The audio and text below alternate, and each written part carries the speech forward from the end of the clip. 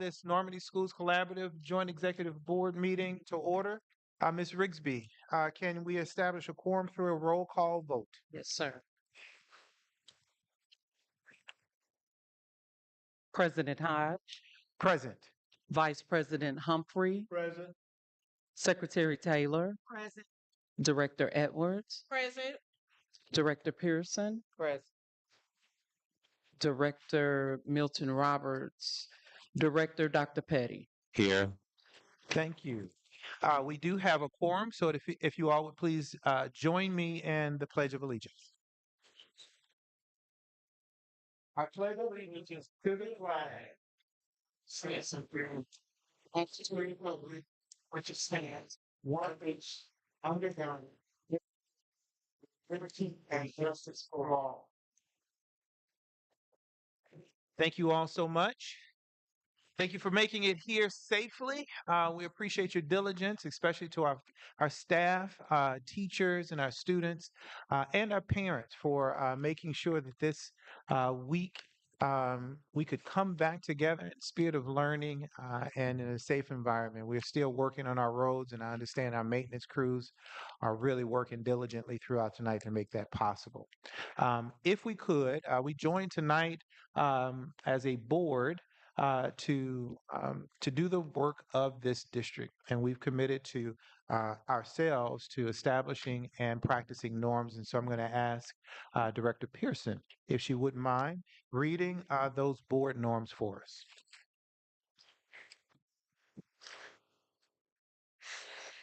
Good evening, everyone. Good evening. We use facts and data to inform our decisions in accordance with the interests of the overall district as a whole and not any particular segment thereof. We will support the delegation of authority of the superintendent in the day-to-day district operations and act in accordance with the 6 governing documents. We support the board decisions.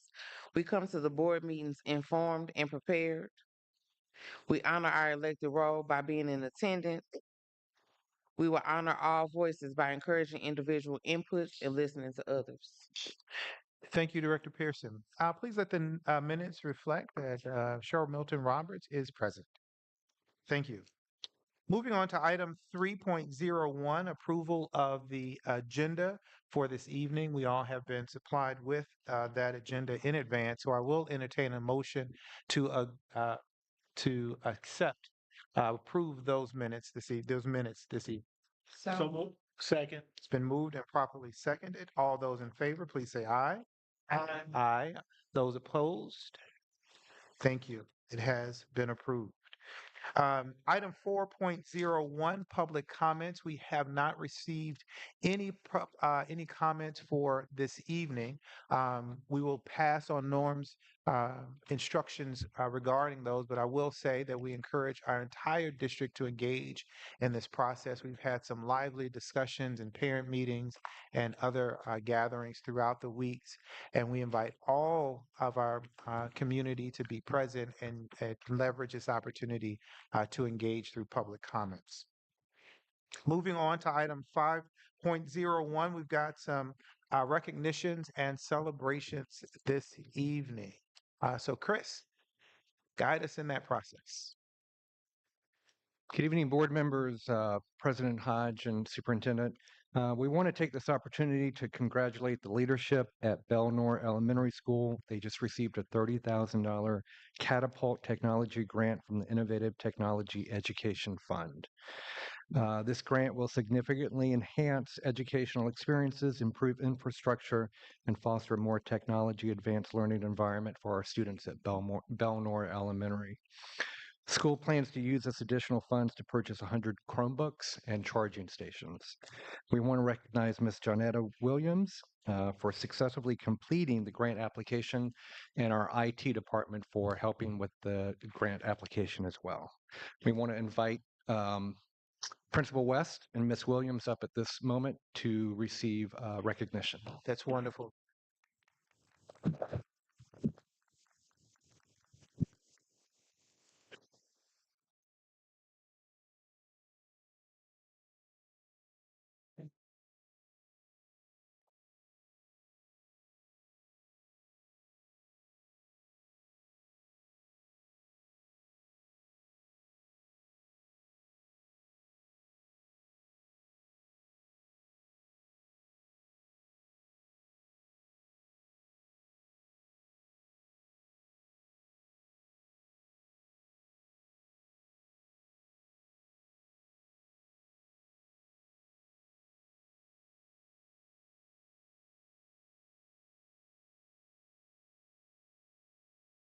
All right.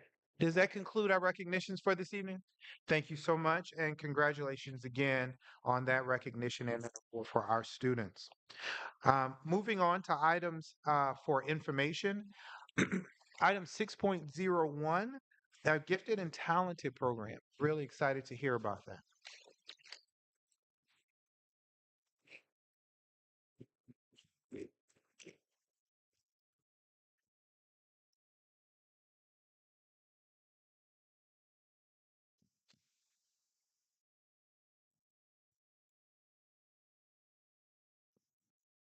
Greetings to the Board of Education, President Hodge, our wonderful Superintendent, Dr. Triplett.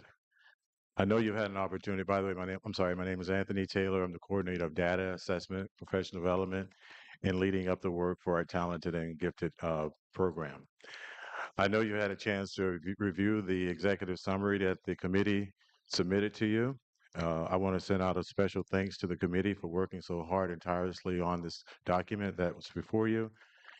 I want to let you know that all the work that I'm going to talk about this afternoon, this evening, very briefly, are related to strategic priorities. Number one, engaging environments.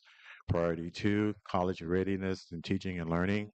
Priority three, top talent recruitment. Priority four, impactful partnerships.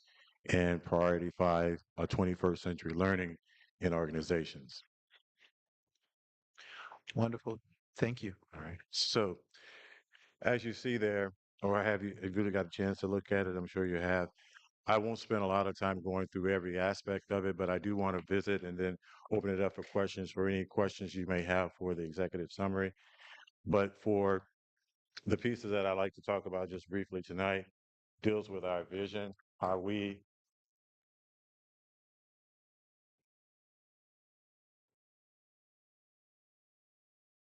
envision this program to unfold.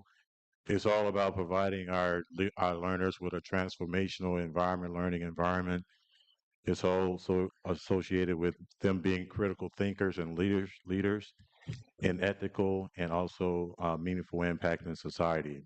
Looking at social justice, and also being advocates for their own learning and contributing to a better society. So that's what we envision.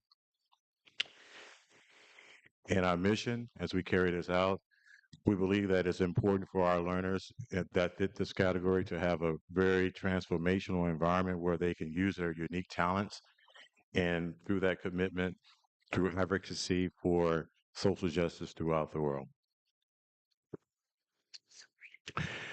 We developed four different goals, as you can see there. Empower unique talent and abilities.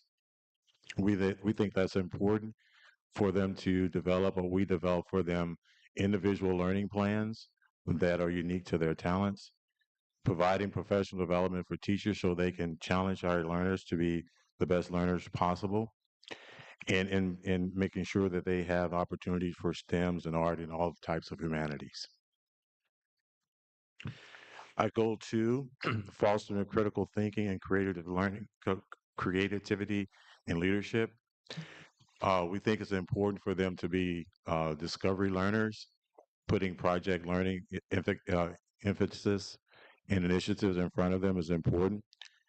We want to make sure that we establish a leadership program and mentoring opportunities for our learners. And then for our learners to also, and for the adult learners to be involved with workshops that are going to, and professional developments that are going to inform their decisions. Our goal three, promote ethical and action for advocacy. We think it's important that the curriculum show our learners that they are great contributors to our society. By doing that, we need to involve them to make sure that they're involved with curriculum that talks about their uniqueness and how they contributed to the world. Goal four, inspire our long life learners and discovery. Again, we want to make sure that the resources that they have are very valuable for them. So providing them with different types of genres and creating a library for them to go and look at other opportunities throughout the world. We also think that it's important to involved with interdisciplinary learning. So that's going to be one of our emphasis. We also think that's important for them to see people that look just like them, inviting guest speakers that have contributed to a larger society. After we get this underway and do the planning for the next school year, and then at the end of the next school year, we'll have a survey to see how effectiveness and how things have gone. So those are important goals that I want to bring for you today. But I know you had a chance, as I said, to look at the executive summary, so you may have questions about the summary. I'd be glad to take those questions now. Thank you, Dr. Taylor. We will entertain questions at this time. Milton Roberts, Thank Yeah. you for sharing that. Yes, ma'am. can you use a micro? Do you have a microphone? Okay, good. Thank you for sharing that. I did get an opportunity to look at it, and I liked a lot of what I saw. It was very good. Yes, ma'am. I have a couple questions. Yes. First off, my first question is, what's the entry point? Like, where, what age, what grade? Yes, ma'am. And then the second question, which kind of piggybacks on that, how do we prepare the learners prior to that entry point to be ready to go into that environment? Mhm. And then, actually, a third question: how does our day-to-day education that we're having in all the other classrooms align with what you're doing in the gifted program? Yes, ma'am. For your first question, yes, we target an audience, and I give you an update. I didn't put that in summary of grades 3 through 12. Okay. And to get them prepared, I think we've done a great job, and we're doing a great job preparing our early learners from our early childhood all the way up to second grade. We know that in third grade, they start reading for meaning, and so that's going to be really important. I think we've put a lot of good stock in our K-2 programs with our initiatives by our superintendent. So I think they'll be ready for that. As far as your third question was again, How is what you're doing in the gifted program, how is it being mirrored? How does it align with what's happening in our regular curriculum, so that, one of the benefits that you shared was that the students were going to have an opportunity to do discovery learning, that they were going to have an opportunity to be more self paced, if you Mhm. will. And that's something that we know that for our kids, especially, Yeah. that is something that they need, because they're kind of right, stuck in the, looking at the screen mode. right. So how are those aligned? Well, I think for the foundational pieces that we're putting in place in the classroom through our literacy and math, I think they're going to be well prepared, and it's connected that way as well. When we put together the curriculum pieces, it's going to be inquiry based learning, and so they're going to be able to use their uniqueness to do creative things, investigate, inquire about things that are very interesting to them. So I think there is a smooth transition. There's a smooth alignment from everything that we're doing with literacy and math, preparing our learners, and then later on for them to take the skills that they have that's going to be identified by assessments to tap into their uniqueness.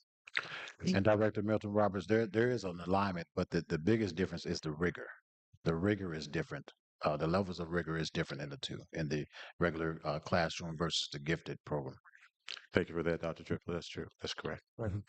Thank you, Director Pearson. Thank you for your presentation. Yes, ma'am. I was a student sorry, I was a student, part of the gifted program from 3 to K, so I understand how it works. Yes, ma'am. My first question is, will there be specific assigned teachers for these, for the program? And if not, what would you say your requirements are for those teachers? Well, for the state of Missouri, DESE requires that the gifted teacher be certified in the gifted and talented area. So we're going to follow those guidelines by DESE. But I think it's important to know that the the expertise of the teachers are going to be really important, and we're going to make sure that the recruitment is really geared toward getting the highest quality teacher as we can. We will be, as this is an ongoing work, as you know, and I'll be coming back to update you on it as we go along. But the committee will meet on February the 14th, and we'll isolate those items there and flush them out, and even give you greater details about how we're progressing on our timeline. So will you all choose teachers from the district before you do outside recruiting, or you haven't gotten to that part yet? We haven't gotten to that stage yet, but whatever HR directs us to do in terms of how they go out and recruit and do the application process, the interviewing process, we'll just follow that process that's in place. But hopefully, I know that someone from the committee will be on that panel to look for the best candidate. Okay, my next question is, will I know that it goes by grade levels, but will you have one specific school for the elementary school where the gifted, or will each school have their own gifted classroom? That we need to hammer out. The committee's going to be working on that. We'll look at some models around the state. We already identified some schools that we can take a look at. But we'll look at delivery models. We haven't gotten to that stage yet, but we're going to make sure that we give our learners the best opportunities we can. But we haven't gotten to that stage yet. Thank you. And my last question is, do you have an acronym for your gifted program? Not yet, but we'll definitely be entertaining those thoughts and people We have had two Like a true different gifted acronyms. student. Yeah, Gotta have we an had acronym. two different acronyms: ISP, Independent Study Program, and then GATE. Thank you. Oh, you're welcome. Thank you. Thanks for Thank that you. input. Other questions? Good evening. How you doing? Hey, Dr. Petty, Dr. how are you, Petty. sir? Could you please reiterate for the board what are the tools and instruments that the district will be using to identify gifted and talented students? Yes, ma'am. I mean, yes, sir. And we have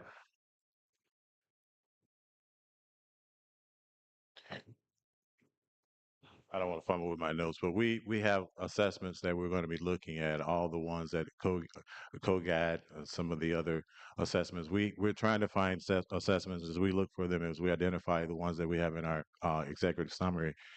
We're trying to look for assessments that are going to pinpoint and align to the goals that we've set, those 4 goals that we've established. So the assessment identifies leadership, the assessment identifies creativity, assessments that identify critical thinking skills, assessments that identify their involvement with social justice issues. We want to make sure that we do that. So we haven't identified or pinpoint the exact assessment tool that we'll use, but we'll use our goals along with the priorities of the district to identify the assessment. Thank you. Well, one final question. Um, can you identify the number of gifted certified teachers that are currently in the district and if those teachers have been a part of this process? We do have one teacher that was once our gifted teacher in here in Normandy. She's a part of that committee. But we'll make sure that we again look for the highest talent, the best talent as we can. But we'll open it up. The HR will open it up. Folks will interview. We'll come in. We'll talk to them. We'll go through the process of identifying the teachers based off interviewing processes and conversations. Thank you. Mhm. Great. I've got a question just related to that. Notice that there are about 12, 13 or more assessment tests that were identified, and that is wonderful. But there's also a cost associated with each of those tests. Who will that cost fall to? The district, no, just I know you know that already, but that I'm not sure of, sir. We'll look at. I'm going to propose a detailed budget to you and the resources. I will speak obviously with Dr. McConnell, my boss, and we'll find the funding, or we'll come back and ask for funding. We're gonna need funding for all Just of want to this. make sure that parents are not burdened with the cost of those assessments, Oh no, and no, sir. that's great. No, so that never happens. It's going to be a district cost. Great, thank you. Mhm. There's an additional question, Milton Roberts. Yes. You said that the entry point it's going to be for grades 3 through 12, Yes. but the entry point can be at any point along the way. Is that correct? I don't understand your question. So if you start in the gifted program at grade 3, Yes, ma'am. then do you just immediately just stay in the gifted program and those are the only kids you can get, or can you start in grade 6? Oh yeah, you can start So in any grades. grade. Yeah, yeah. Okay. It's a linear line. Okay. Yes, ma'am. And then also, do you have, are you going to establish a school or two that you're using as benchmarks so that we can, build relationships and figure out what they're doing and so forth, so that we're just not creating something without. I think excuse me, Yeah. that's a bigger plan, Okay. because we don't know what numbers look like yet. That's true. So just allow us to just kind of go through that process of identification. Okay. Thank you. Thank you. Are there any other questions? If not, thank you so much, Dr. Taylor. Oh, go ahead, sir. As I looked through the proposal, there was one section. There was one page that had like a budget to it, Mm. and at the top of it, talk a little bit about the philosophy of who would be the kind of person that would lead it, because on that page it had to be determined. So I'm not sure exactly Yeah. what the leadership of the program would look like. Yeah, we're going to be looking for a leader that embodies our goals. We're going to frame questions up around our goals, around the district's missions. We'll go through the process of interviewing them along with some really good questions to dig at, are they really a good fit for our program? No, we haven't identified a leader of the program yet, but that'll be one of the things that we'll look at during the interviewing process to make sure that they align with our mission and our vision of what we have here in the district. And I guess the other thing I just want to say, on that same page, I noticed all the other positions kind of had a salary range, but the top coordinator didn't have anything at all. So Yeah. at some point, I guess as you kind of go through that, you'll figure out what that range looks like. Well, thank you for saying that. I have updated it, and I give you an update. I put the salary range, and the salary range is between $60,000 and $85,000 a year. Thank you. Any other questions? If not, thank you so much, sir. We appreciate the presentation. We're excited about this new opportunity for our students. Thank you all. Thank you. Item 6.02, we're going to ask Jossie Haynes to come forward with KAI to discuss Prop V and give us a construction update.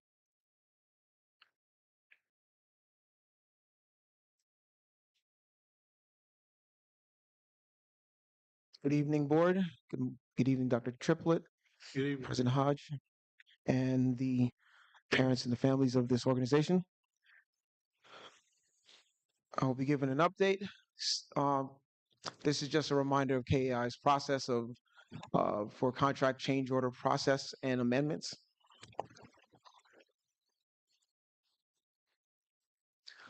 Here's a completion schedule. The current schedule for Bell Ridge bus lot is scheduled to be ended on the third quarter of 2025. The boardroom will be ended on the first quarter of 2025. The additional facility support projects are scheduled to end at the end of the fourth quarter of 2025. Some pictures of the current progress at the boardroom. This is just some of the walls that, the work is moving rapidly now. It's moving even faster than what we're seeing. Construction is continuing to progress. Some more pictures of the progress at the boardroom. If you haven't had a chance to go over there, it's starting to take shape. It looks pretty good. Here's just the rendering or the 2D plan of both what the project is going to look like when it's complete, and then a rendering of the actual boardroom. Here are the additional high school campus work that we've been talking about. This is the track, field, and the scopes of work that will be handled under the track and field. And then you have the preliminary findings for the cosmetic upgrades at Viking Hall. Currently, we're working on getting that scope together.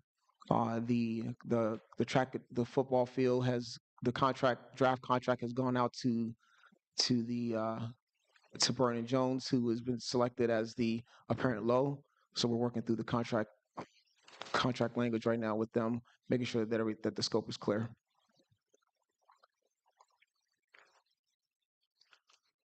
Funds allocated for between Prop V and also the ESSER funds was $44 million plus. The current potential contract amount stands at $37 million plus. And these are just costs that have been allocated as we look at the projects that are underway currently, without the other projects like the football field and different things. Well, football field is under this particular contract as well. And then this is the MBE spend, current MBE spend, goal 33, goal 25, we had 33% for MBE, and then 3% was the goal. Well, sorry, 5% was the goal, and 3% is what we've been able to to manage throughout the project, and then the total hours.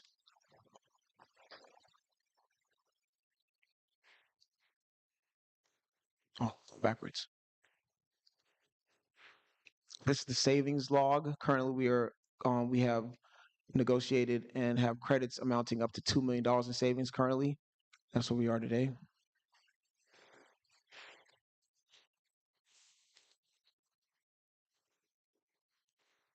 And then school outreach, we're going to be working with KI will be working with with NSC to have a student tour at the current boardroom and other projects that will be underway. And then a survey was sent out for the football field to the students and also the faculty, and I believe alumni, to choose the logo for the football field, and they chose the N. Thank you. Any questions? Thank you, Jossie. Milton Roberts. Yes, I have a question. Yes, ma'am. First off, thank you for your presentation Yes, ma'am. and thank you for putting up with us because I know we have a lot of changes. Love you guys. I've got a question for you in regards to the football field. My understanding is that there's a very minimal difference between a football field and a multi-purpose field that could be used for football and soccer, Mhm. approximately 2 feet, I think. And so my question is, has that been a consideration or a point of discussion? And if we would like that to happen, is that something that we can do? Because it doesn't change the scope or anything like that. It just changes the width of the field from 53.3 to 55 to 80, and it changes the length by nothing. Make sure I understand your question correctly. So you're asking, is multi-purpose football field and soccer field Well, you've got a football field that Right. you're designing right now with a track around it. with the soccer field included? That's what my question is. Yes. Soccer field Yes. being built to scope so that it can be used as a football field as well as a soccer field. Yes, ma'am. And the scoreboards and all of the Yes, ma'am. paraphernalia. That's what Yep. I wanted to know. Thank you very much. That's what I wanted to ask. Thank you. Other questions? Yes, Edwards. I'm sorry. Teresa Pearson. Hi, Jossie. Good evening. Your favorite person. Good evening. My question is, will the football field in Viking Hall be available for the 25-26 school year? Under the current plan and schedule, yes. The goal is to get the project started in March. If right now the contract is out for review. The lawyer has looked at it as well, and she's okayed it. Now we're just waiting for feedback from Bernard Jones. What we've done is a hybrid effort of making sure that what we have in the contract they agree with. Originally, when we received their proposal, it was just a blanket proposal, and they wanted us to sign it. And right now, we made it more robust to make sure that we have things like what you're asking for included, and not only that from a technical standpoint, so that the field is not just being built to their plans and spec, but also what we've looked at and seen by them to make sure that the contract is including that language. So with that all being said, we're scheduled for them to have that contract signed this month, and if they are able to get that signed, then they can order materials. That's going to be the biggest thing. The materials should be ordered. The ordering should start this month and into next month. So that would allow us to be finished by the end of the summer, which will be ready for school. Okay. And so, my next question is, Lord forbid, with the weather that we have going on in not just St. Louis, but America, there's some type of natural disaster or whatever. Will you be working with the athletic director to try to see if a substitute field can be used in the meantime? Well, we've been in multiple conversations with not only the athletic director, but also Dr. Triplett. We've had and there is a field for them to use. They said that will not be a problem, which is one of the not caveats, one of the prerequisites that we asked for to make sure that we had that clear, so that would not be that the school would not suffer during the time that this is down. Okay. And then my last question is, what is the company? You said Bernie and Jones? Vernon Jones. Bernie and Jones. Okay. Vernon Jones. Okay. Vernon Jones. That's all that I have, Jossie. Thank you. Thank you. Thank you, Director Pearson. Additional questions? Yes, Director Taylor. Good evening. Good evening.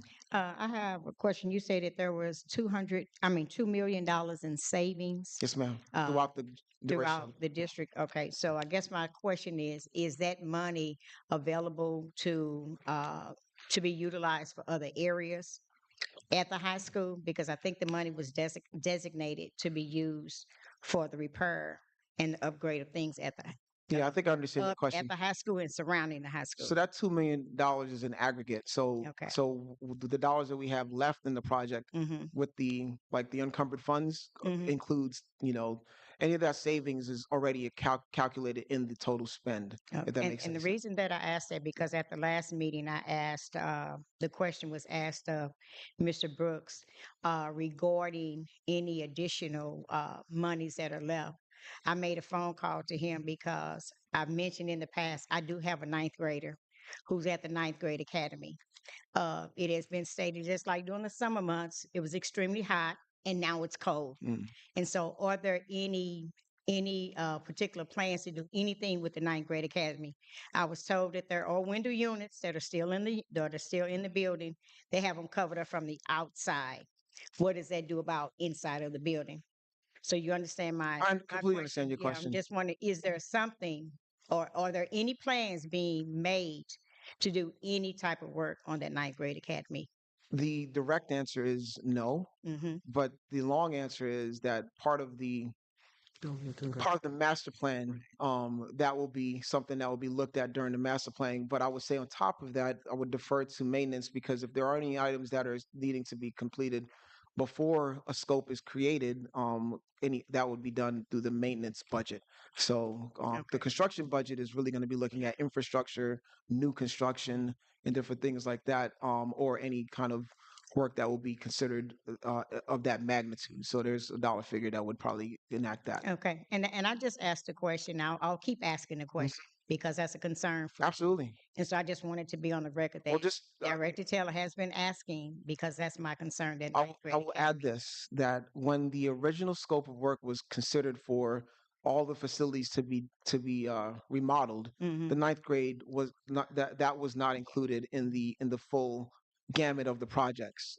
So now we have the opportunity to take a look at that with future funding. But I think when we get to that place, you'll see what that Oh, okay. cost will be. Yeah. Thank you. Thank you. Additional questions? Just- Mr. Humphrey. You mentioned the logo, and I didn't catch what it was. What did you say the logo was going to be? Oh, so in the middle of the field, there was a question about, you were in the bond meeting about this just for the board's purposes, the logo in the field. So the director, the athletic director and the school had decided that there was, I think on their uniforms, the N that's on the uniform, the Normandy N, that's what's going to be in the middle of the field. Okay. Yeah. Yes, Milton Roberts. Yes. If this was in your report, I apologize if I missed it. Mhm. Is there a timeline? I know that you said end of 2025, but is that the timeline for the buildings and grounds assessment that will be done by the end of the year?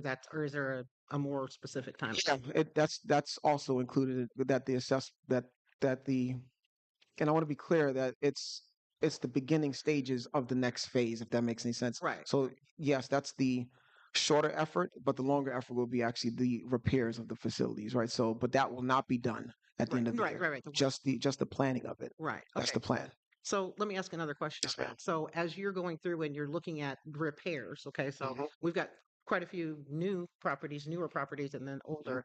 Are we also looking at what we need to do as a district for cost savings, i.e., HVAC, electric, what we're doing with landscaping, so we're not watering so much stuff, and we can have grass that grows without us having to do anything. And then also back to the field, is the equipment to maintain that field and mark that field, is that part of the cost that we have that we're incurring? It's not part of the cost because the assessment will be dictated by what you guys find as necessary, right? So what the effort will be just identifying the challenges, the issues, and then the cost will come after we've identified the stuff. Right. So if you say, hey, KI, we want to focus on this is the highest priority, X, Y, and Z. And then we'll look at X, right? Determine what is involved with X, what's involved with Y, what's involved with Z. And that's going to be determined by the district. But will it include looking at, for instance, at a Belnor school, which is an older school? If that's what you require. Okay. Yeah. Okay, so I guess my question is, so you're saying that the scope of the building and grounds assessment has not been totally developed, is what I'm hearing. The scope of the But like what we want you to look at, because if you go into a Belnour school, you're going to have HVAC come, you're going to have electric come, et cetera, right? They're going to say this is what needs to be updated. Mhm. My question is, are you also looking at it and saying, because it's expensive to run water, we can put these filters on the water, we can do this in the Oh, I understand so your forth, so question that better we now. can make the schools as energy efficient as possible. Absolutely. So when the assess and this is me looking into the future because the plan has not been written yet. It's Right. just to get it going. But yes, we will look at energy efficient, cost savings, Right. all those different things will be done will be given as a recommendation in a report. We're going to hire a team of professionals to look at all the different facilities, HVAC, electrical, water, Okay. and we'll determine that scope as a team, right? This will not be done in a box. This will be done as a conversation of what's required by the school as priorities. And will the grounds be included? Because The how grounds. we do, where you plant trees, for instance, we shade one side of the building that cuts down costs. Are we looking at it holistically and saying, what can we do to cut costs as it relates to, watering I wanna- grass and so on? I want to respect the line of questioning, but I also want to understand that we have a time Yeah, limit no, you're here. fine. The scope of the project will be determined, and we always have a board member to be in on as a Cool. part of that. Mhm. And so if there are additional insights that we want to have, we can make sure that the board representative is aware of those expectations. So thank you Thank you. thank you so much for the questions. Thank you, Jossie. I don't think there's anything else pressing at this moment. If not, thank you, Jossie. We appreciate the presentation. At this time, okay, yes, sir. One of the things I was going to say about the work that's being done, once that facilities plan is developed, not only will it help us to understand what to repair, what to fix, but it will also give us enough information if we go out for a future bond issue, we know exactly what kind of dollars we're looking for, what we're trying to fix, because we know right now our oldest building is Belnour, and depending on what the facilities plan says, we'll just have to wait until it comes back. But at the end of the day, it sets us up to do some future things. That's right. Good. Thank you. Thank you very much. At this time, we would like to move to item 6.03. And I think Mr. Brooks is going to come forward. The November 2024 year-to-date JGB Board Financial Report. All right. Thanks, Kareem. Good evening, Joint Executive Governing Board and Dr. Triplett and the Normandy Schools community. Good to see you all. Happy New Year, by the way. Happy New It's Year. great to see you all's wonderful faces. I want to take a few minutes just to, I know that they are wonderful faces It's good to see in your front of wonderful me face. and then behind me and alongside me. Want to take a few minutes just to comment on our year-to-date financial position. As you all have seen, we've had, moving forward with the report, year-to-date, actually through November 30th, the district is in a solid financial position. We've got $27.2 million of reserves set aside through, again, the end of November, which represents roughly a 40% fund reserve overall in all funds. Our year-to-date revenues through the end of November totaled just under $25 million, up $2.2 million over October numbers. Our expenditures basically came in at $5.4 million through the or I'm sorry, that was what we incurred for the month of November. Our expenses are $24.5 million year to date. So we have roughly about $417,000 more revenue over versus expenditures year to date that we have brought in. So our fund balance is standing at our operating fund balance currently at 29.29%, which is solid and pretty steady. We've got about $15 million in our general and our teachers fund. So that's pretty solid. I do want to bring this to our attention that we have banked in the month of December $6.7 million on property tax income coming in on tax assessments. So that's going to boost. You're going to see in the December financial report an increase in our overall fund reserve for the next couple of months because we begin to receive the bulk of our tax receipts in December and in January. So that's going to elevate or bring our financial position to even a stronger point in the coming months. And so that is that. This is a picture of what I've talked about. Our ending fund reserve at the beginning, technically at the beginning of the year, finished at $26.880 million. And that's audited, by the way, as of the audit report that was just approved at the end of December, that you all helped us review and approve. We've had, again, as I mentioned, revenues just under $25 million, related expenditures just at about $24.5 million. So that's boosted our overall ending fund reserves to $27.3 million. Again, we have an overall fund reserve of 40%, 40.39%, and then our operating fund reserves in the general and the teachers fund, again, stands at 29.29%.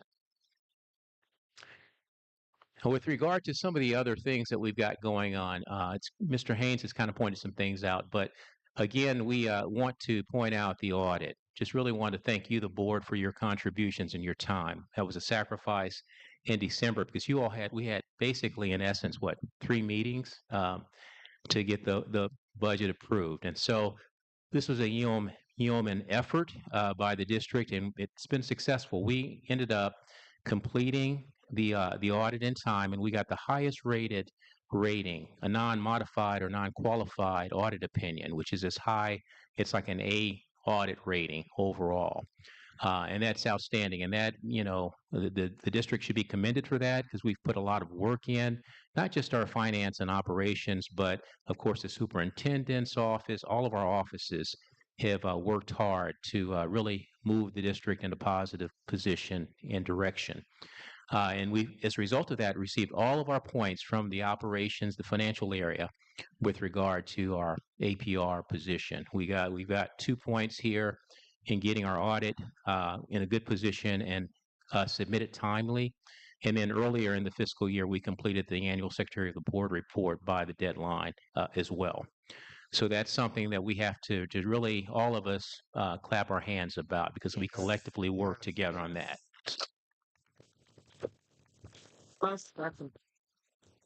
We will begin planning and developing the budget for the upcoming 2025-26 fiscal year. And so you'll be very much involved in that process. We'll have a budget workshop at some point, as we had last year. We'll have a budget workshop with you all either in February or March so that we can walk through this process together. It is my, working with the superintendent, it is my desire to move the district to what we call a meritorious budget level, which is a high ranking with regard to our budget product. So, but that's going to take a lot of us working together in tandem, and we'll be rolling things out to you in the coming weeks. I had included a budget calendar for you all. You all had that to look at. If you have any questions, feel free to touch base with me with regard to that. We are working, we continue to work with HR, our partners, and on the Cigna Healthcare, and we will come forward with some other information on that at an upcoming board meeting. We continue to work with Highland Fleet on the acquisition of the 15 electric buses. We've been talking with them about construction. Jossie and his group, they're involved in that process as well. A couple of other things that we're going to be doing that we're working on. We're looking at a new accounting system, going out for a new accounting system that's a new accounting and HR system this year. With regard to the master plan that Jossie kind of alluded to, this is something that's going to probably move the district in a positive direction for the next couple of decades, actually. We have an opportunity for a $50 million bond initiative that we can go out for as early as next April. And so there's some work that's going to have to go into that process that will involve you all as the board and the community, the superintendent, et cetera. But this is a tremendous opportunity where we will be working with KI and others to look at and assess all of the district's facility needs. The things that you were mentioning, Ms. Roberts, those things, all of these things are going to be evaluated, and then we are going to prioritize things and determine, okay, with that 50 million or whatever that is generated, how to expend those funds across the district to address our capital needs. And again, this is going to be something that is really going to push the district forward in a great way. So that's on the horizon as well. We're working with our underwriter team, Stiefel, on that, and Dr. Triplett. And so those are some of the things that we're working on. At this time, we'll entertain any questions that you might have. Thank you, sir. Questions? I don't have a question. I just want to say thank you because I know that you and your team did a horrific, I don't even know what the word is, just a yeoman's task to pull all that together. And I just wanted to say thank you. And then to get onto a call with the auditors and they're like, oh no, that's perfect. That's great. That's, I mean, that's wonderful. And I actually got an email today from somebody saying, did you see? Because they saw our audit published. So kudos to you and to your team and to Dr. Triplett. Thank you. Other questions?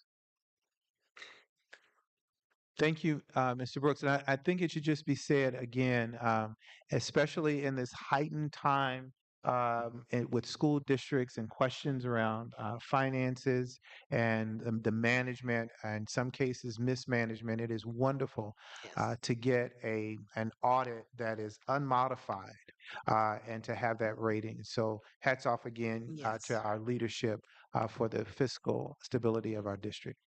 Excellent. With that being said, we'll move on to item 6.04, which are updates, attendance updates. I think Dr. Brooks is going to come forward.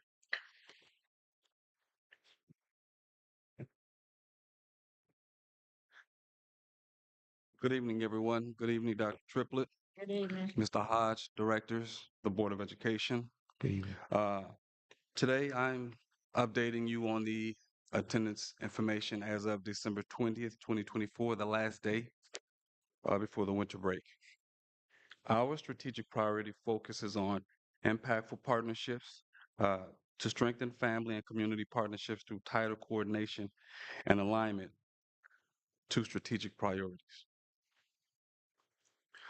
And looking at our projected enrollment versus our actual enrollment for 24-25, there's a difference of only 101 students, so it's relatively close to the actual projected number.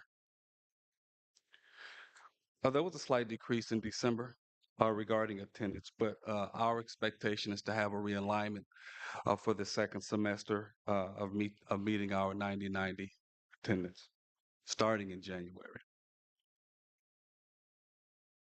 Dr. Brooks, it's always helpful to just remind the audience what 90-90 attendance is. I was about to do so. Okay, great. Thank you so much. No problem. I apologize. Oh, no, that's okay. Our 90-90 is a reference to having at least 90% of our students in the classroom at least 90% of the time. So when I say 90-90, that's what that's a reference to. That's a state. Thank you. That's not a Normandy Schools collaborative. Yeah, that is not a district. That's a statewide expectation. And if you go back one slide, these percentages represent the entire district. Correct. Yes, attendance? sir. Okay, great. Yes, sir.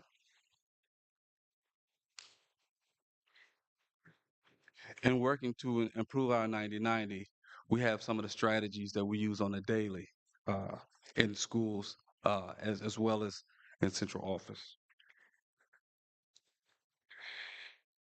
Lastly, I want to bring up Mr. Parker. He is our parent engagement and community involvement specialist, to give him an opportunity to briefly talk about what he's doing and his impact on student attendance and parent engagement. Good afternoon, President Hodge, Good the afternoon. board, Dr. Triplett, Sister Rigsby, amen, and to my colleagues and to the community. My name is David Parker Sr., and I'm currently the interim parent engagement and community involvement specialist for Normandy Schools Collaborative. My primary goal as the interim parent engagement and community involvement specialist is basically to create or to cultivate an atmosphere where we have strong collaborative partnership that supports our student success, as well as encourage and promote a culture and a climate where we can, love on one another, where we can come together as a school, come together as a community, and come together as families. I was told to come up with a vision, so my hope and prayer is to build a relationship between the schools and the parents so we can ensure that everyone feels that their voice is heard, that we have open communication, and that we can build trust with one another, as well as to increase our partnership and participation. Right now, many of the FAILs and the schools are working together with parents to build up that engagement. And that way we can also build trust and where they can know about their children's education. And then finally, my hope and prayer is to provide support through offering resource and guidance to help parents to understand about the policies that are going on in school, as well as to be advocate for their children. So through this position, and I'm grateful to have this position, I'm grateful to be here at Normandy School Collaborative, and I understand that all my efforts are going to go towards building this relationship between the schools and our community. And one of the main goals, because I wear many hats, is the attendance piece. So right now I'm working with FAILS and attendance secretary since I've started in October, and we are trying to increase and get to that 90-90 that was spoke earlier about Dr. Brooks. So is that minute and a half? All right. Amen. There may be questions. Oh, okay. Yes, sir. For Mr. Parker at this time. Yes, sir. I know the second bullet, you say you're working to build PTAs. At this point, are there currently PTAs in any of the schools right now? There are some. We have one over at Barack Obama has one. I know the Early Learning Center has one. I know that Washington has one. And I know that those are the individuals ones that's kind of set up through the school. We are now actually creating one district-wide, and it's going to be our Normandy Schools Collaborative Family Advisory Council. And I've spoken with some FAILs and during my attendance meetings this week, we're going to talk about where if I can get 3 to 4 families from each school, and we're going to meet on the third Thursday of every month from 6 to 7, where we can kind of talk with the parents, kind of get an idea of where they're thinking and what they want to do. And leadership will be there, FAILs will be there. You guys are welcome to come. But that's something that we're trying to get started in the month of February, that third Thursday in February. So we are trying to get that a district-wide. And where would that meeting be held? We're going to try to go to every school every Thursday, that third Thursday. The first one, we're going to try to start it off at the high school. We'll start big, and then we'll work our way to the Early Learning Center. I know this is an operational question, but it's come up a couple of times. Because of the extreme weather, there have been reports of some of our students not having adequate coats and other resources. Are there things that are happening right now to meet some of the emergency needs in the district that we can support as the board or as a community?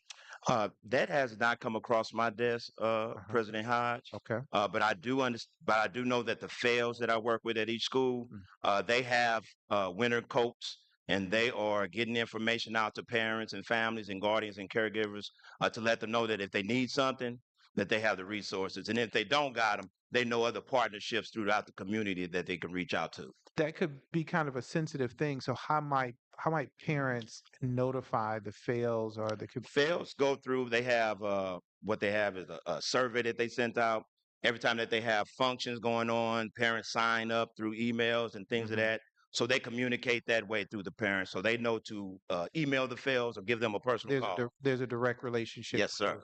Great. Thank you so much. Yes, sir. Other questions? Yes, Ms. Pearson.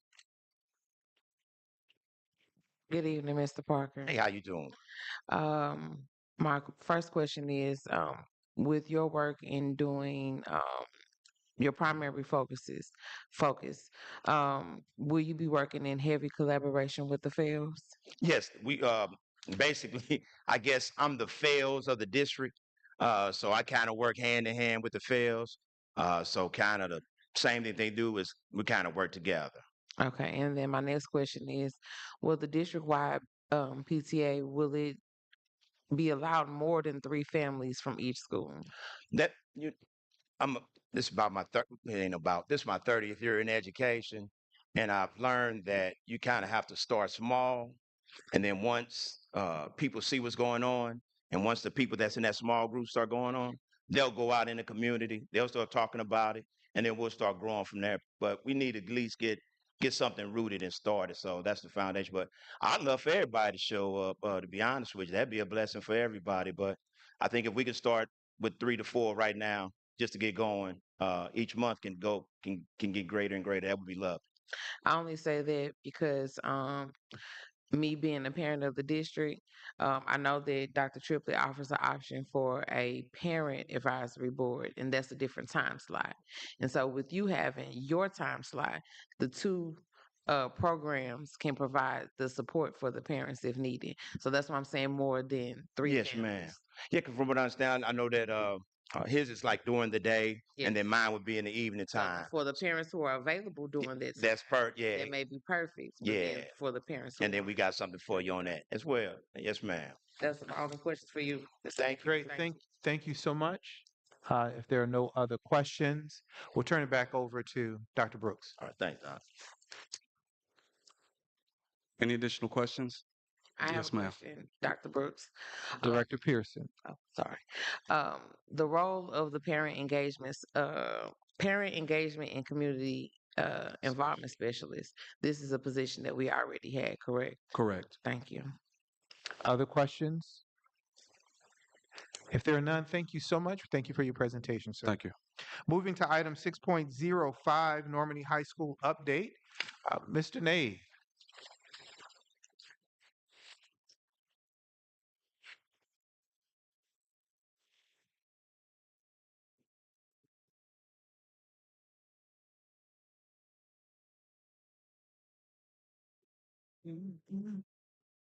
Greetings Greetings, sir. Greetings to to you. our board president Hodge, superintendent of schools, Dr. Triplett, and to the collaborative community. My name is Gerald Nave Jr., and I am the principal of Normandy High School, and I'm here to give you guys some updates. Projected enrollment at the high school, 753. Actual enrollment, 676. Student attendance regarding our 90-90. The last time I spoke with you guys, we were September, we're at 71%. Last year, 54%. Going to December, 77% where more scholars came. And we're going to try to continue to grow at the high school and get them to come to school. Disciplinary infractions. September, we were at 41. I know you guys see a spike in November, but December we got back on track. The spike was because the Viking Success Academy that I spoke to you guys about, that you supported us on, I used those staff members to assist our international teachers and paired them with someone who were familiar with the kids, our scholars, and it worked because now they are on their own, and we have gotten our academy back going, and everything is getting back to normal. Our MPI, I would really like to talk about our goals. We sit at an ELA at approaching, but our goal is to get on track for 2025. Algebra 150, we're on the floor. We plan to be approaching in 2025. Biology, we're on the floor. We plan to be approaching 2025. And American government, we're approaching, and we plan to do much better and get on track.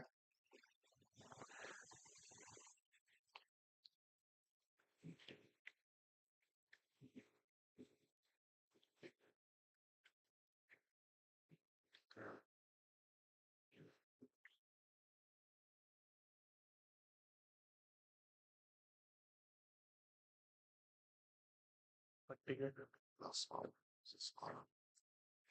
right there.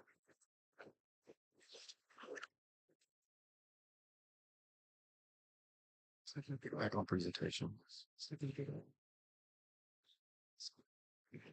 Okay, and I apologize. That was for me so that I would be able to see both. But this is our college and career readiness communications. In 22-23, we didn't have any offerings.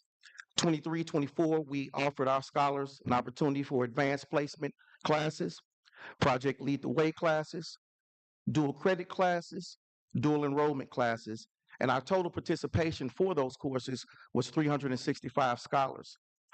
24-25, we have done a little better in our offerings, and we've grown with our advanced placement. We've grown with our Project Lead the Way classes, dual enrollment classes, as well as we have added AVID, and we have 9th and 10th grade advanced placement courses with a participation of 915, and our percentage growth is at 151%. And I am ready for any questions for the high school. Yes, ma'am. Thank you so much. Director Pearson. Good evening, Mr. Nave. My first question is, have you all worked with her in some of these programs? Yes. And also today, as you bring up Harris Stowe came, the president came to speak to our seniors in regards about scholarships and opportunities. And also they have programs with our school already. So we really work with Harris Stowe, and I had a kind of a sidebar conversation with her to do some more work with our scholars, not just with our seniors, but working and building a relationship to where she's more involved and just trying to possibly make it a pipeline because they're not just a teacher's college. Thank you. My next question is, what is AVID? AVID is a program for our scholars that is led by our College Career Readiness Coordinator, and we're going to be working with scholars, giving them some more advantages with their educational process in our building. Thank you. Great, thank you. Other questions? Director Humphrey. Yes, in the presentation, you talked about the fact that algebra and biology was at the floor. Yes. What kinds of things do you anticipate doing to get to the floor, to get to the point of approaching? As of right now, under the leadership of the superintendent and working with his cabinet, we are going to start on January 25th. It's going to go through May 15th, tutoring after school, where it'll be 3 days a week and 1 hour per. And the recruitment process started in-house. So right now we have some people that said that they want to do it. They didn't really jump at it, they're there all day, but there will be our teachers. And I'm pushing that because that's more or less to me like looping. I'm a believer in looping. If I have you again, I know where you are. I know where to start you. I know where you were. Thank you. Other questions? Director Taylor. You said that you would have after-school tutoring. We'll begin January 21st, praying and pressing that the teachers who have already said that they want to do it, that they will do it. I heard the word prayer. That's why I wanted to kind of zoom in on it. That's what I thought you said. Yes, ma'am. All right. You said prayer. Prayer. It is much needed in our schools. Yes, ma'am.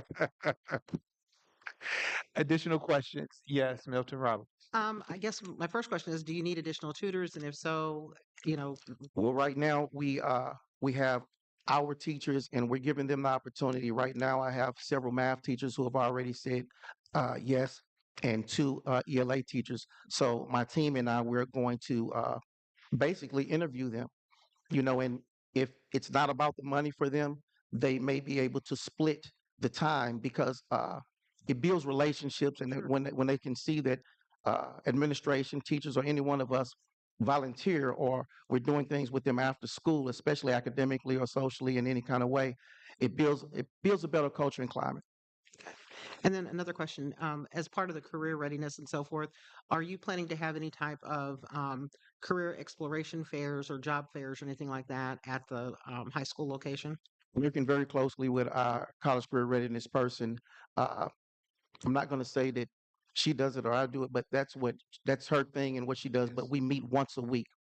And when I hear things, of course, I put them on the table and we work very well together. We're right down the hall. The answer is yes. He's not going to let me do my way. That's great. Okay, well, let me know because I'll get you some folks. Okay. I appreciate that. If there are no more questions, I've got one last question, sir. How can this board be of assistance to our high school? We know we've got lots of challenges and you're doing a great job. How can we support the work that's being done right now, even as a community? It's not a cliche to continue to do what you do. You guys always ask, and I always let you know when I need something. So let's continue to keep that communication. All right. Thank you so much. We appreciate the presentation. Yes, sir. The last thing on our items for information is the cell phone mandate. We will get an update.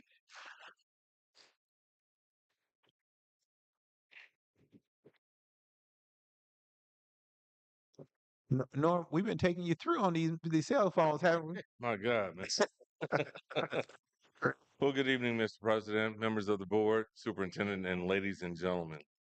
As previously stated, I'm here for an update on the cell phone mandate that we initiated on this January, just a couple of days ago.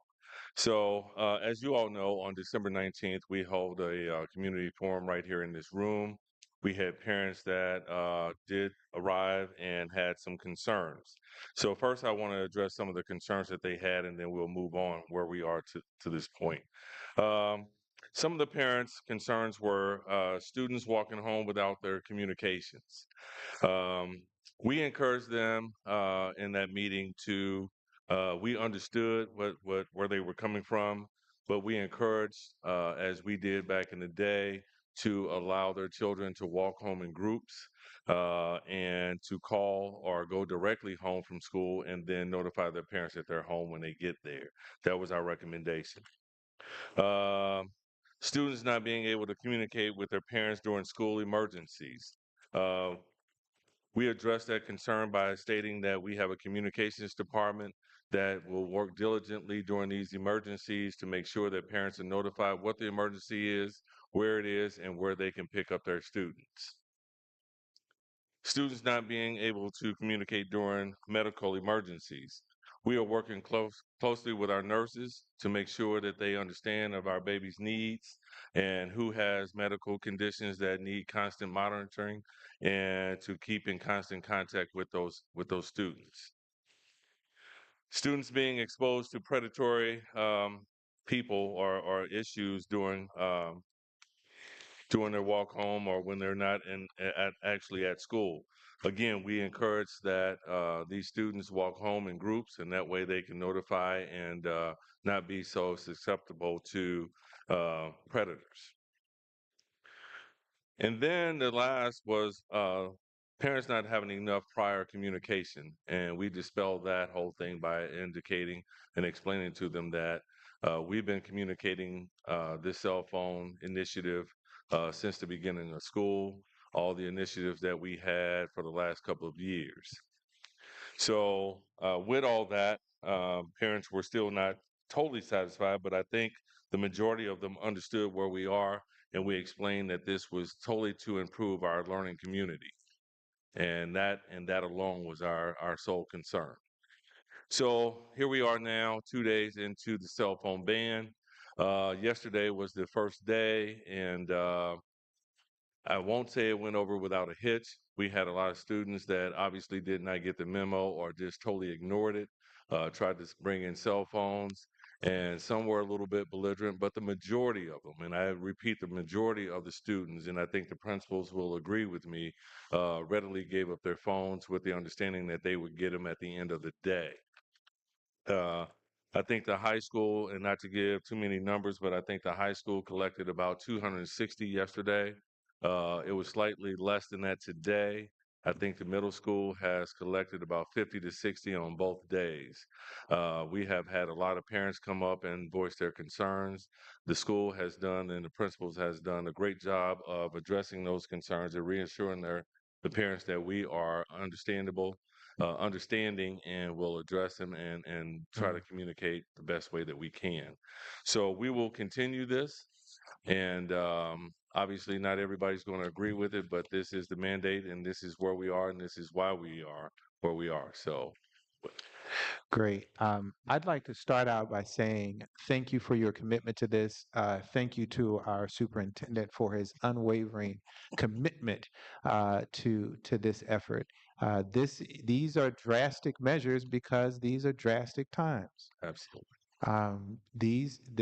We didn't invent this problem in Normandy. We see this across the state and across the country, that cell phones are stifling our students' academic performance, and they're having an impact on their social well-being. Our kids are literally struggling with these cell phones. The cost does not compare to the benefits of this ban. I'm going to ask a question. Yes, How did those phones show up? How do we know that those kids have phones? Well, they have to walk through the magnetometers, which are metal detectors, and Uh-huh. when they beeped, we had officers that would wand them with the handheld wands, and Uh-huh. and these kids were pretty innovative in trying to disguise these cell phones, and Mhm. so we were able to detect where things were being disguised and hidden, and explain to them, hey, we know you have something else on you, and they readily gave them up for the most part. Some kids decided that they didn't want to be here and they were going to go home, but then decided not to do that and turn around and come back and give the principal their cell phones. So, And I know we don't need to go through that here, but there is a disciplinary process for every time we take a phone yes, sir. uh, that So becomes Dr. more Brooks has severe. done a magnificent job of creating protocols for the schools to adhere to. There is, I believe, a um, three-tier protocol, four-tier. You're right, four-tier protocol that the principals are instructed to follow without hesitation and without any kind of ambiguity. So Okay. follow it to the letter. Thank you so much. Other questions? I have a Director question. Taylor? I do understand the ban. I do understand where it says that some of them are walking home without communications. Not all students are able to walk with the group on their way home from school. Is it, and I don't know if it was something because I wasn't able to come to the meeting, but is there any way that those students who need to bring a phone, are they able to just turn those over to someone when they come to the school No, ma'am. and then pick It them up is at a the end? strict cell Okay. phone ban, so we are Strict, okay, encouraging our students not to bring phones on campus. at Period. period. Okay. Yes, ma'am. All right. I just wanted to ask that question Yes, because, ma'am. like I said, not everyone has a buddy that they can walk home with. And then Understood. some of them are in areas. And I can say that just as for my granddaughter. Anything that I say pertaining to my granddaughter is because I'm aware of these things. And there is an area in my neighborhood where she has to walk Yes, ma'am. by herself, where there are a bunch of men in that work in that area. And she has made complaints about them, not just this school year, but even our last school year. Yes, ma'am. So I just wanted that to be out Yes. there. Director you. Pearson? Hello, Mr. Campbell. So my first question is, with the safety of the students being the main concern, especially during bus pickup and bus drop off, have you worked with the municipalities about getting heavier patrol of the police officers during those times Yes, ma'am. to canvass the streets? Um, Even now with the snow, I've seen that a lot of the kids can't even get to their bus stop because it's piled with snow. So have you spoke with the municipalities about getting a heavier patrol for even the walkers when it's time for them to come to school and when it's time for them to go home? Yes, ma'am. And that was explained during the community forum, and I'm thankful for my relationship with the other police chiefs in this 24/1 community, and they have given me their word, and they have shown up and showed out for our kids to walk home and up and down Natural Bridge or even in our communities. So there has been a heavier presence since school started for them to be in the communities. Yes, ma'am. So we have that in place. And that is my only question. Thank Thank you. Director Edwards?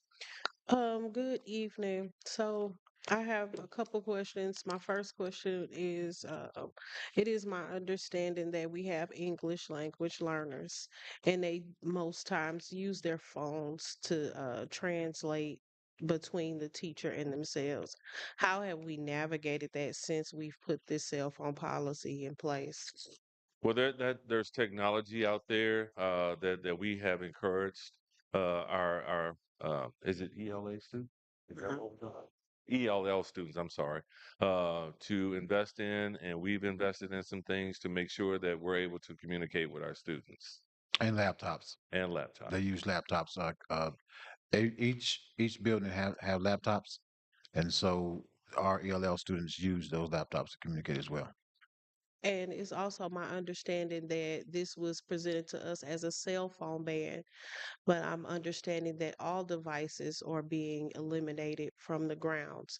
Is there any initiative to update this policy and also the code of conduct where it reflects what's being communicated to the students once they arrive and families, the differences between a cell phone and all device ban? Well, I think it was communicated in every correspondence that we sent out that it was pretty much all technology. So this isn't new. This isn't something that we just initiated on yesterday when the students came back.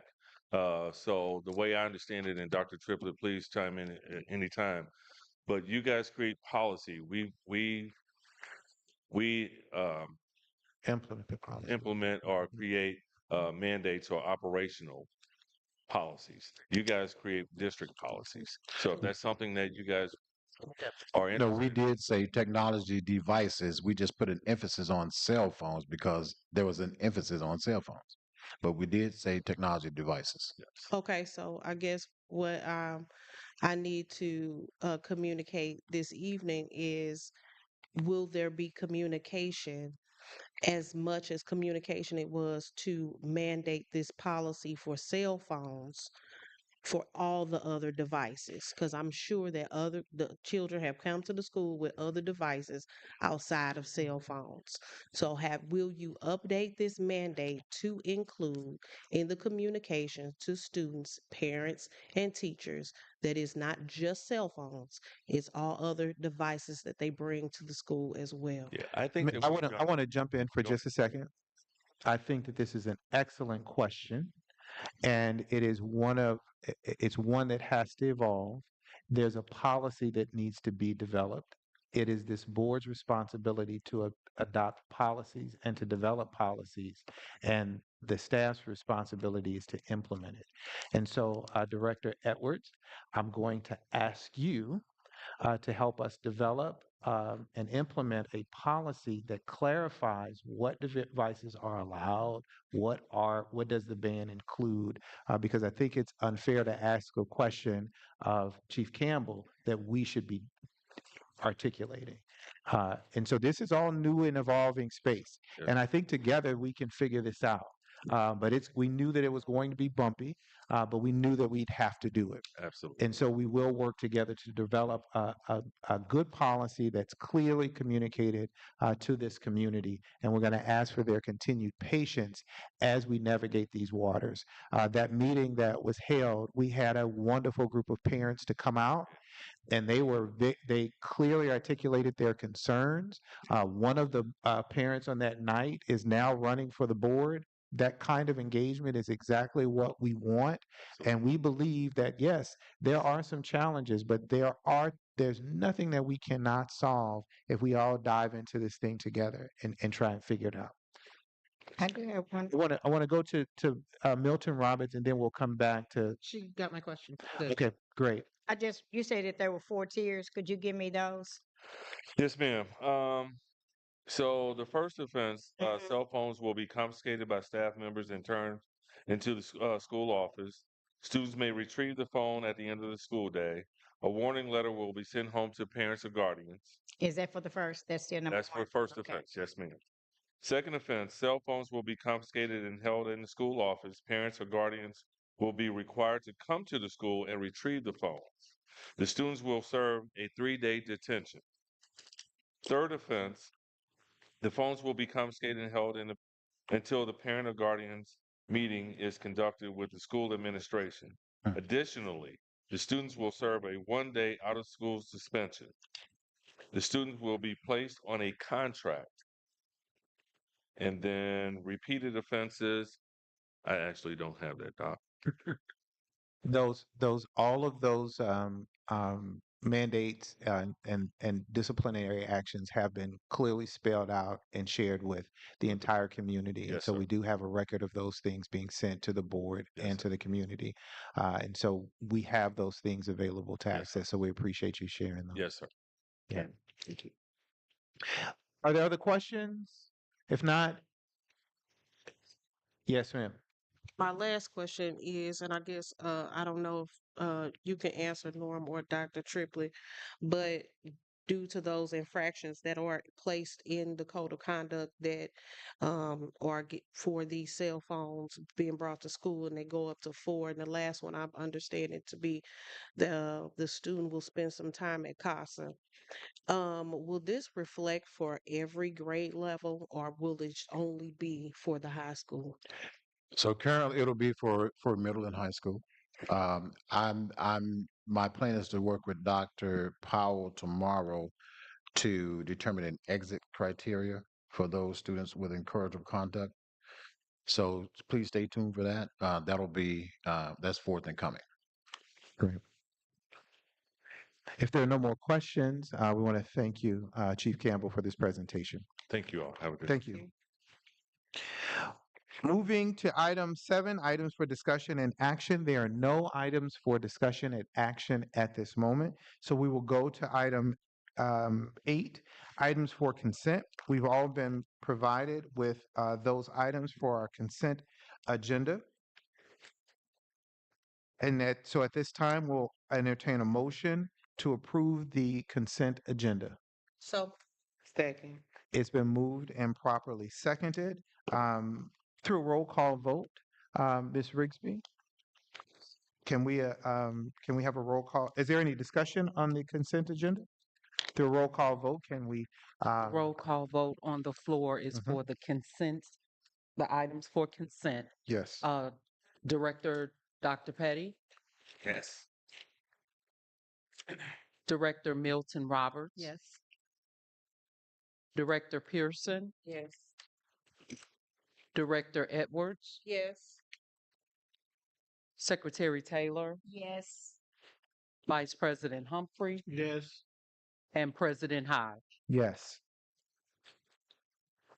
The consent items have been approved. At this time, I will entertain a motion to amend the agenda for our closed session to include a personnel item. So move. Second. It's been moved and properly seconded. Are there any questions related to this motion? If not, I'll entertain a roll call vote to amend the closed session as communicated.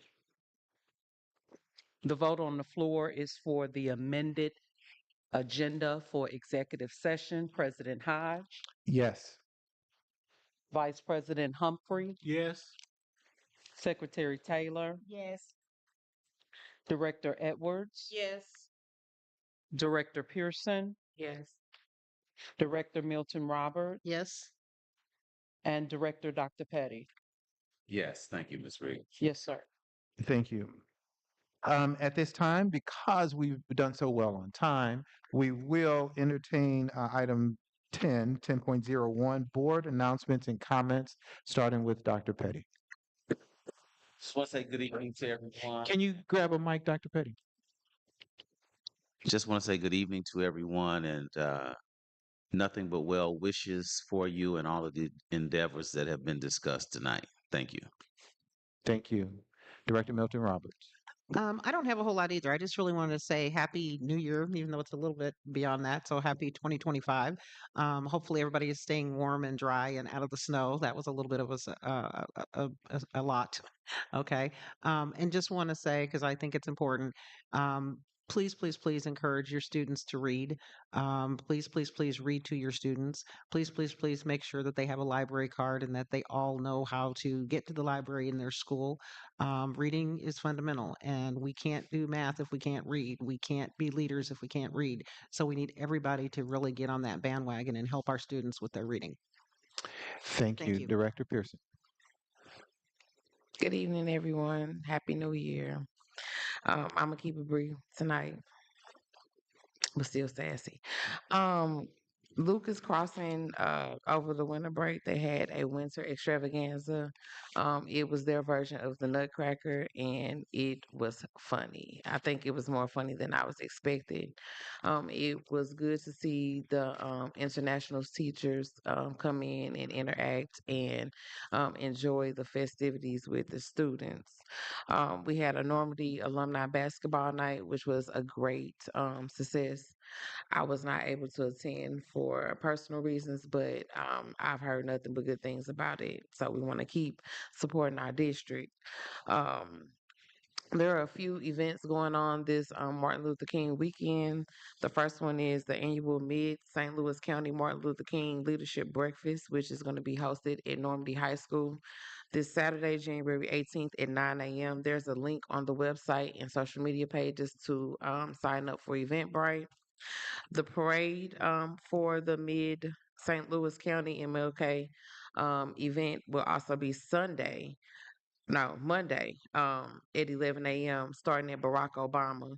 And then there's a program, a Martin Luther King program at 12 p.m. at Normandy High School. The Greater St. Louis Boys and Girls Club of Greater St. Louis is hosting a boys basketball high school hoop tournament this Saturday. Normandy will be playing at 4:30 p.m. It will be at Matthew Dickey Club. And then the last event is the Martin Luther King Invitational on actually Monday at Carton Ritter High School, the boys basketball. They will play at 2 p.m. In the words of yes, Mr. Willie. At the high school. I'm sorry. I'm sorry. um Yes, in the words of Director Milton Roberts, we do want to continue to produce children that know how to read. So let's make sure that they're reading everything. And I've said it before and I'll say it again. If they got to read the junk mail, the street signs, so they can know where they're going. If you want them to read the spam text messages or your spam emails, it doesn't matter. Allow them to read. Allow them to get the gift of reading, because reading takes them out of their reality, because we never know what their reality is. Y'all have a good night. Be safe and keep warm. Thank you, Director Edwards. Director Taylor. Happy New Year to each and every one of you. I just want to say thanks for those that made the decision to not have school on last week, because that was one of my concerns when I saw the information that the schools will be open. A lot of our students, we know some catch the bus, some are car riders, and a lot of them are they walk to school. And with the weather that we had, it was not convenient. So thank you for not allowing our children to have to come out in these freezing temperatures, I will say. And I just pray that you all are being safe. Look out for somebody else. If you know somebody that may be a senior, an elderly person who may not have a family, go and check on them. Make sure that they're okay, because these are really extremely cold days and we want everyone to be safe. And as my fellow board member said, we are hoping for nothing but the best for my children. And I'm sure that they'll be able to make up those snow days. And we're looking ahead. We're looking ahead. That's all I have to say. I have no comments. Thank you. Very briefly, I want to thank everyone for their time and their presentations this evening. I also want to thank Mr. Parker for his commitment to our district. He is joyfully known as Pastor Parker here in our district, in Reverend Parker.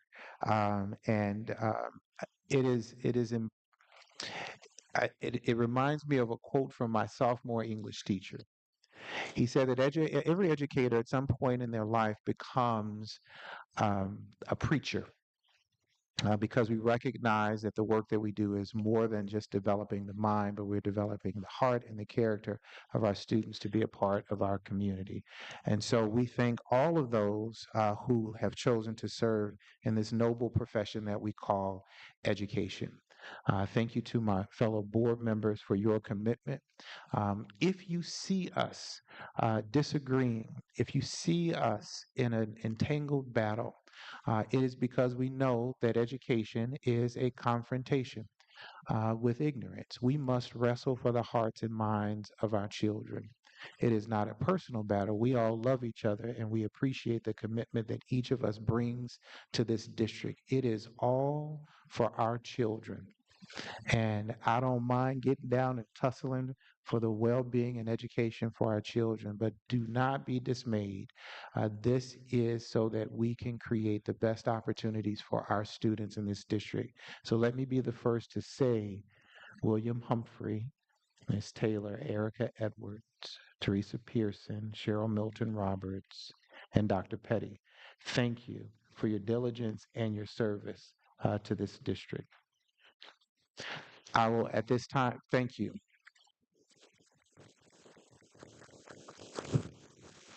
At this time, we will hear from our superintendent for final comments. Good evening. Good evening.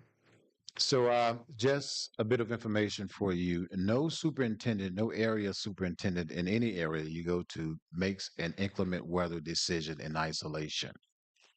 There's a consortium of superintendents who get on the phone at wee hours of the night having conversations about activities in their district. And I'm always on Evan days about getting out there at 4 in the morning, 5 in the morning, making sure she check road conditions, Al and Willie and all of those folk, right? And so each night we would have superintendents have a call at 4:15 to determine what districts are going to do because we can't do it in isolation. All of our information goes to the state, and you don't want the state looking at you like you're the only one open and everybody's closed, or vice versa. So we come up with a consensus to send the state. So you may get messages at 5 or 6 in the morning after the call.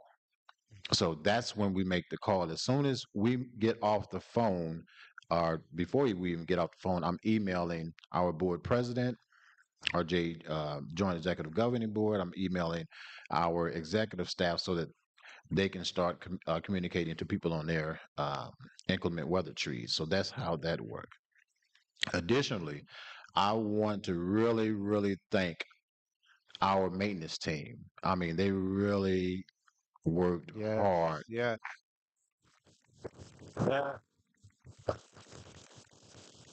I mean, I even loaned the district my snow blower. Thank you, Willie. But that's just testament of the things we have to do to make sure the work gets done. And if you don't know, this is how you impact students. Those are the things we do to impact students. So you think because we're not in the classroom, we don't impact students. All of us, all of our jobs impact students. I want to thank the teachers for putting AMI packets together because we know we don't have the technological devices and things to really go one-on-one with students. So we had to complete and create packets just in case we need them to send home for AMI days so that we can claim some AMI days. The other piece is we have to make sure that the other effort board, just so you know, is that the transportation operations department, they're creating a emergency transportation inclement weather plan so that our students won't have to walk through the snow and we can pick them up at a designated dry area so that we won't have to cancel school because we can't reach students. So we are creating that plan. We should have the first draft tomorrow, right, Ms. Days? By the end of the day? Thank you, ma'am. So we know that with change comes pain. But just like Novocaine, give it time, it'll work. Okay. Right. So with this whole cell phone initiative, if we think about it, our children have become way too interdependent on cell phones. If you have a child and you notice our children are at the table eating with their cell phones, that scares me. So we're doing a lot of work around how do we prioritize what we need to prioritize in school. So let's do something different. Something it didn't work for us before. So let's do something different. Maybe we can teach and learn effectively in class without the distractions, without the level of disruption, without the level of disrespect. I understand and I sympathize with parents who believe that cell phones are a safe mechanism, but it's also a safety hindrance because of cyberbullying and all those things that follow it. So let's do something. Let's try something different for a change. With that said, I thank you. I thank all of you. I appreciate all of you. And again, special thanks to our maintenance department and our teachers who worked feverishly for 1 or 2 days to create AMI packets so students can take them home. Thank you. Thank you, sir. Mr. President Hodge, can I take one point of privilege? Absolutely. I don't think I wasn't here at the last meeting, and I don't know if we recognized someone who did a yeoman's job putting on a show at the high school, Christmas Carol. Miss Brooks, I believe. Okay. And she actually did it for 2 weekends in a row. She had music students and drama students that came together and they put together this wonderful presentation for the community. Next year, it's going to be bigger and better, and we want to fill up the seats because we didn't do that this year. And I want to make sure that we recognize that because we've got families that got young kids and so forth, and it would have been a tremendous opportunity, for them to bring their family. So now we know our kids can do this. So we're gonna really push this kind of stuff because our kids are soaring. And she didn't, I mean, the planning that I saw her do was amazing. Every detail. Okay. I mean, they learned British accents. They did, it was something, okay? And I unfortunately had to go. My daughter had surgery and I was gone, but I just wanted to say thank you to her because I don't know that we did, because that's a dedicated. It's okay to do that again. Let's give it up for Ms. Brooks. dedicated. Thank you for that celebration. It's a great place for us to adjourn to closed session. It is 9:36. I will entertain a motion. 9:36. It's usually now. Let's hang out for another few hours. I will entertain a motion to adjourn to closed session. Second. It's been y'all quick on that, y'all. Man. We do need to do a roll call vote to adjourn to executive session. So moved. The vote on the floor is to adjourn to executive session. Director Dr. Petty, Yes. Director Milton Roberts, Yes. Director Pearson, Yes. Director Edwards, Secretary Taylor, Yes. Vice President Humphrey, Yes. and President Hyde. Yes. Thank you. Thank you all. Good evening. Thank you. Be safe on the roads. We appreciate you.